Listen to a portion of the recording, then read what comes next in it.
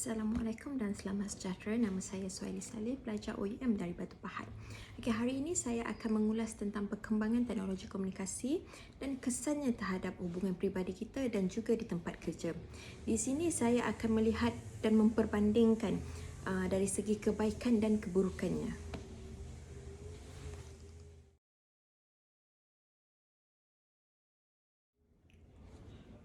Teknologi komunikasi telah mengubah interaksi manusia dengan cara yang paling kritikal jika dibandingkan dengan sistem terdahulu yang telah dikembangkan dalam beberapa abad terakhir ini. Perubahan bagaimana manusia berkomunikasi antara satu sama lain di zaman moden ini yang sebahagian besarnya melibatkan aplikasi pintar seperti Facebook, Instagram, WhatsApp dan banyak lagi yang kita boleh lihat pada hari ini. Komunikasi melalui internet ini pastinya mempunyai akibat baik dan buruknya. Dan benda ini kita akan bincangkan sebentar lagi.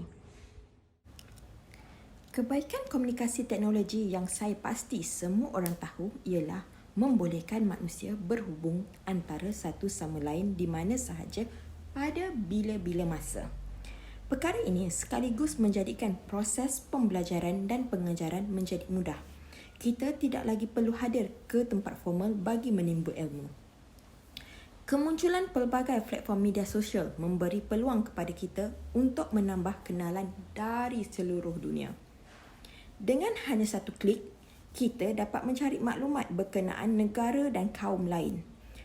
Hanya dengan sebuah alat komunikasi yang dilengkapi perkhidmatan internet, kita dapat menjelajah seluruh pelosok dunia dan berpeluang mengetahui budaya dan tradisi negara lain. Jarak bukan lagi pemisah antara kita. Hari ini, bukan sahaja suara yang dapat kita dengar semasa berkomunikasi, malah panggilan video tidak lagi perkara luar biasa bagi kita.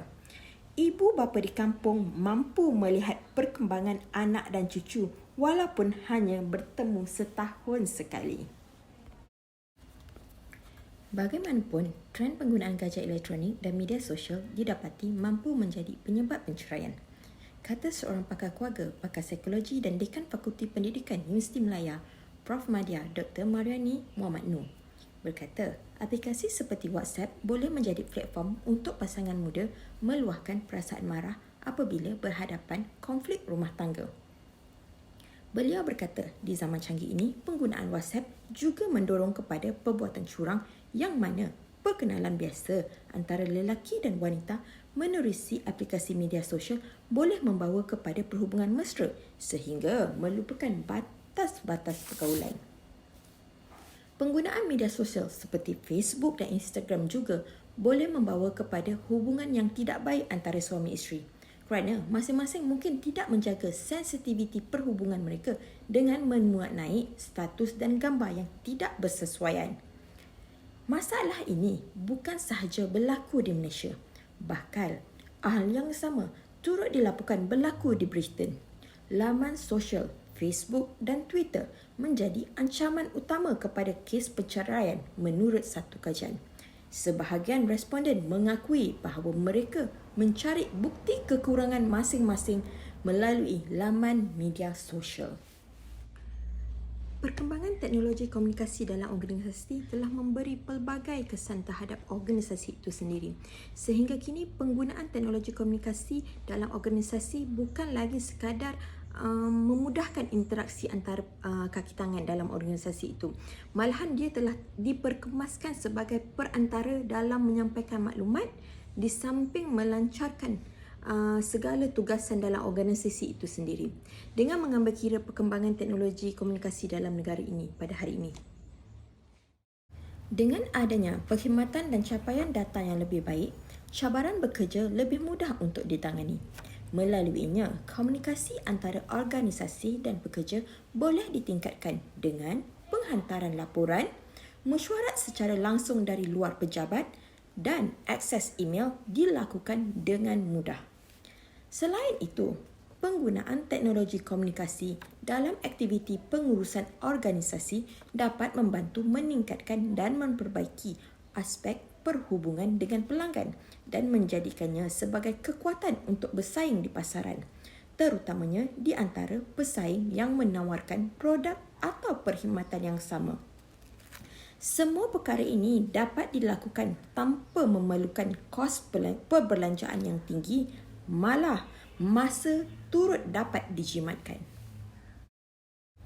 Namun, jika diteliti secara lebih mendalam, penggunaan teknologi terselit satu kesan negatif yang jarang sekali difikirkan kerana ianya timbul tanpa disedari, iaitu ruang masa pekerja telah terjejas kerana pekerja terpaksa bekerja di luar waktu pejabat. Sebelum adanya teknologi, pekerja hanya perlu bekerja sampai petang sahaja. Namun, selepas munculnya teknologi menyebabkan pekerja bekerja lebih masa jika secara tiba-tiba mendapat tugasan daripada majikan. Hal ini dapat menimbulkan ketidakpuashatian pekerja terhadap majikan, sehingga boleh menimbulkan konflik yang lebih besar. Selain itu, dengan peningkatan teknologi moden dalam komunikasi yang berfungsi untuk menjalankan tugas secara automatik dan menggantikan sistem manual, kaki tangan sudah tidak perlu berinteraksi dengan pekerja lain seperti sebelumnya, tetapi seringkali lebih banyak berinteraksi dengan skrin komputer. Situasi ini boleh menyebabkan jalinan hubungan interpersonal antara kaki tangan terjejas. Bahkan boleh menimbulkan masalah untuk jangka masa panjang. Perkara ini boleh mengakibatkan kurangnya semangat untuk bekerja atau kurangnya komitmen terhadap projek berkumpulan dan salah faham amat mudah berlaku.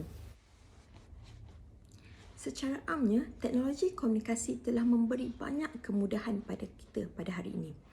Okey, namun jika tidak digunakan secara berhemah, pastinya akan berlaku masalah. Pengguna perlu bijak menggunakan media sosial sebelum memuat naik sesuatu. Berita yang diterima harus diperiksa kesahihannya sebelum disebarkan. Jadilah pengguna yang beretika dan bertanggungjawab. Sekian dari saya, Suhaila Saleh. Terima kasih.